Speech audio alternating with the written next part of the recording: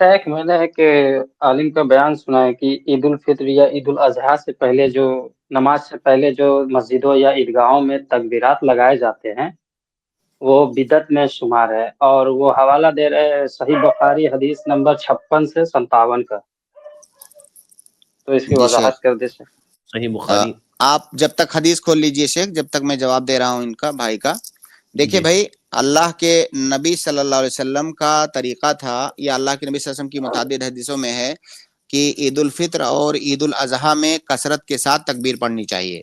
یہاں تک کہ کئی صحابہ کرام سے چیز ثابت ہے کہ وہ بازاروں میں نکل جاتے تھے اور بلند آواز سے تکبیر پڑھتے تھے، تاکہ ان کی آواز سن کر کے ایک تو تکبیر کا جو شعیرہ ہے وہ اس شعیرے کو زندہ کیا جائے، دوسری ان کی آواز سن کر کے جو لوگ تکبیر نہیں پڑھ رہے ہیں ان کو بھی یاد آ جائے اور وہ بھی تکبیر پڑھیں، اس کا یہ بھی فائدہ ہے۔ تو تکبیر کثرت کے ساتھ پڑھنا عید الفطر کے اندر، عید الاضحیٰ کے اندر، یا اللہ کے نبی صلی اللہ علیہ وسلم کی احادیث سے ثابت ہے۔ لیکن اجتماعی طور سے تکبیر پڑھنا، اجتماعی طور کا مطلب ایک آدمی آگے آگے پڑھ رہا ہے، باقی اس کا ساتھ دے رہے ہیں، اس کی اقتدا کر رہے ہیں، اس طریقے سے تکبیر پڑھنا یہ ثابت نہیں ہے۔ اجتماعی تکبیر عید الاضحیٰ عید الفطر کے اندر ثابت نہیں ہے۔ ہر آدمی اپنی اپنی تکبیر فردن فردن پڑھے گا، مرد حضرات جو ہیں وہ بلند آواز سے پڑھیں گے، عورتیں جو ہیں وہ آہستہ پڑھیں گی، اتنی چیز ثابت ہے۔ اور اجتماعی طور سے ایک کسی کی اقتدا کرتے ہوئے تکبیر پڑھنا، وہ آگے پڑھ رہا ہے آپ پیچھے اس کو دہرا رہے ہیں، یہ چیز ثابت نہیں ہے۔ جی شیخ، ابو حدیث دیکھ لیجیے روایت کیا ہے۔ نمبر کیا بولا آپ نے بھائی؟ حدیث نمبر 56 صحیح تو کوئی اور ہی بخاری کا حدیث ہے۔ حدیث 956 سوری 956 سوری سر۔ عن ابي سعيد الخدري رضي الله عنه قال كان رسول الله صلى الله عليه وسلم يخرج يوم الفطر والاضحى الى المصلى فاول شيء يبدا به الصلاه ثم ينصرف فيقوم مقابل الناس والناس جلوس على صفوفهم فيعظهم ويوصيهم ويأمرهم فإن كان يريد أن يقطع بعثا قطعه او خلاص سمجھ گئے۔ دیکھیں اس روایت کے اندر جو چیز ہے وہ یہ ہے کہ اللہ کے نبی صلی اللہ علیہ وسلم جب عیدگاہ جاتے تو عیدگاہ میں کیا کرتے؟ پہلے اللہ کے نبی صلی اللہ علیہ وسلم نماز پڑھتے، نماز پڑھ کے لوگوں کی طرف پھر متوجہ ہوتے نماز ختم کر کے، اور اللہ کے نبی صلی اللہ علیہ وسلم ان کو واعظ و نصیحت کرتے، یعنی خطبہ، جو خطبہ، یہ واعظ و نصیحت سے مراد یہاں خطبہ ہے، اللہ کے نبی صلی اللہ علیہ وسلم ان کو واعظ و نصیحت کرتے۔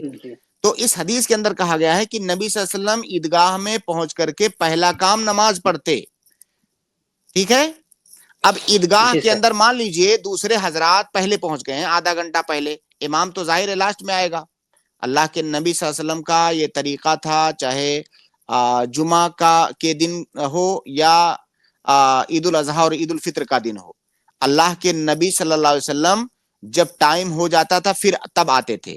بلکہ بہت سارے علماء نے جمعہ کے خطبے کی سنتوں میں سے ایک سنت یہ بتائی ہے کہ امام بالکل آخر میں آئے، جب خطبے کا ٹائم ہو جائے ڈائریکٹ وہ ممبر پر جائے، جیسا کہ اللہ کے نبی صلی اللہ علیہ وسلم کرتے تھے۔ تو اس حدیث کے اندر بھی اسی کا ذکر ہے، اللہ کے نبی صلی اللہ علیہ وسلم امام تھے، اور امام جو ہوتا ہے نا وہ منتظر ہوتا ہے، منتظر نہیں ہوتا ہے۔ منتظر مطلب جس کا انتظار کیا جائے۔ اب مصلی میں عیدگاہ میں بیٹھ کر کے کچھ لوگ انتظار کر رہے ہیں، اب جو لوگ انتظار کر رہے ہیں جب تک نماز کھڑی نہیں ہو جائے گی تب تک وہ تکبیر پڑھیں گے، کیونکہ تکبیر پڑھنے کا حکم اس وقت تک ہے جب تک نماز شروع نہ ہو جائے۔ اب جو لوگ آدھے گھنٹے سے وہاں انتظار کر رہے ہیں، اب وہ نماز پڑھنے سے پہلے والے وقت میں ہیں تو ظاہر ہے وہ تکبیر پڑھیں گے۔ اب اللہ کے نبی صلی اللہ علیہ وسلم آتے ہی نماز شروع کر رہے ہیں تو ان کا پہلا کام نماز ہی ہے۔ تو اللہ کے نبی صلی اللہ علیہ وسلم کو یہ مہلت اور فرصت نہیں ہے کہ عیدگاہ میں آپ آ کر کے بیٹھے ہوئے ہیں اور لوگوں کی طرح انتظار کر رہے ہیں اور تکبیر پکاریں۔ آپ پہنچتے ہی آپ جماعت کھڑی کر رہے ہیں، نماز پڑھ رہے ہیں۔ تو اسی لیے اس حدیث کے اندر آیا ہے کہ اللہ کے نبی صلی اللہ علیہ وسلم پہلا کام نماز پڑھتے پھر خطبہ دیتے۔ اب اگر جو لوگ عیدگاہ میں بیٹھ کے انتظار کر رہے ہیں تو نماز سے پہلے والا جو وقت ہے وہ تکبیر پکارنے کا ہے، تو وہ لوگ تکبیر پڑھیں گے، البتہ اجتماعی طور سے نہیں، جو طریقہ میں نے بتایا کہ ایک آدمی آگے پڑھ رہا ہے دوسرے آدمی پیچھے پیچھے اجتماعی طور سے اس کے ساتھ پڑھ رہے ہیں، یہ طریقہ درست نہیں ہے۔ باقی ہر آدمی فردن فردن عیدگاہ کے اندر بھی جب تک نماز کھڑی نہیں ہو جاتی ہے تب تک وہ تکبیر پڑھے گا۔ بارک اللہ فیکم شیخ ایک سوال اور روایت بھی ویسی ہے بھائی جی عبدالحنان بھائی، نیکسٹ اسٹریم میں لے لیجیے دوسرا سوال، چونکہ وقت تھوڑا سا بچا ہے ہمارے پاس۔ السلام علیکم۔ السلام علیکم۔